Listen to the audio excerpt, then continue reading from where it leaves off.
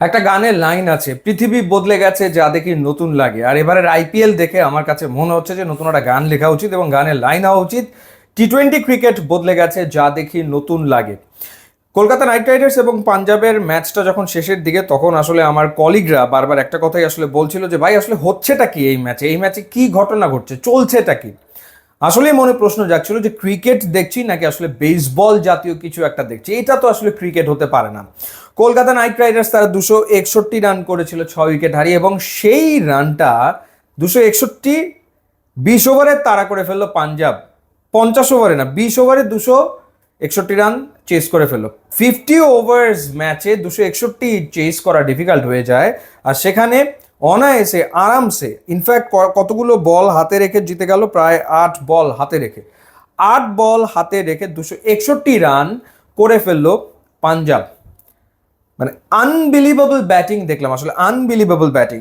যদি কলকাতার পার্টটাতে আসি, সল্ট 75 করেছে, নারিন 71 করেছে, পাওয়ার প্লেতে তারা 76 রান তুলেছিল, কিন্তু পাওয়ার প্লেতে পাঞ্জাব যেভাবে খেলেছে 93 রান তুলেছে আসলে পাঞ্জাব। প্রভসিমরান সিং এবং জনি বেয়ারস্টো, এবং শুরুতে আসলে প্রভসিমরান সিংই খেলছিলেন, 20 বলে 54 রান তিনি আসলে করেছেন, তারপরে তিনি আনফর্চুনেটলি রান আউট হয়েছেন।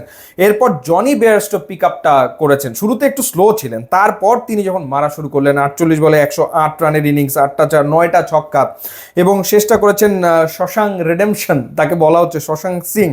68 রান করেছেন 28 বলে, 8টা ছক্কা মেরেছেন। Can you believe that? মানে কি ফিনিশিং এটা! এই শশাঙ্ক সিং যেভাবে করে ফিনিশ করছেন ম্যাচগুলা, রাইট, সো আনবিলিভেবল। 2 4 এবং 8টা ছক্কা। ইনফ্যাক্ট এই ম্যাচে টোটাল 4-এর চেয়ে 6 বেশি হয়েছে, অর্থাৎ ছক্কা মারা সহজ ছিল। বোলাররা যাই করে না কেন, শর্ট বল করুক, ইয়র্কার দেওয়ার চেষ্টা করুক, বা গুড লেন্থ ডেলিভারি করুক, সেগুলোতেও 6 হয়ে যাচ্ছে।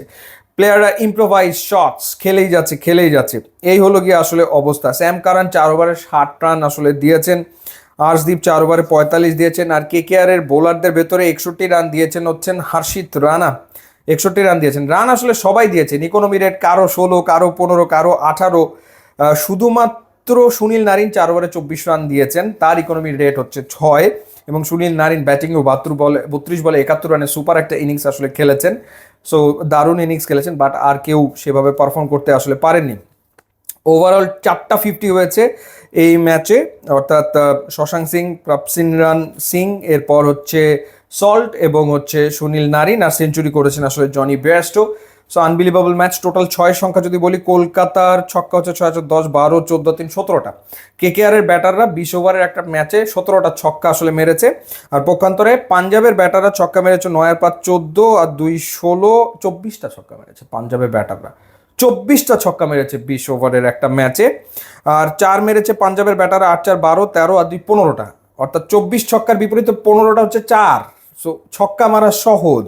এবং কলকাতার ব্যাটাররা 4 মেরেছে, 9 6 15 3 18 20 21 22টা। অর্থাৎ কেকেআর এর ব্যাটাররা 22টা 4 মেরেছে, অর্থাৎ 6 তারা তুলনামূলক কম মেরেছে। সো এই হলো গিয়ে ম্যাচ। মানে এই ম্যাচ নিয়ে আর কি বলবো। রাইলি রুশো 16 বলে 26 রান করেছে।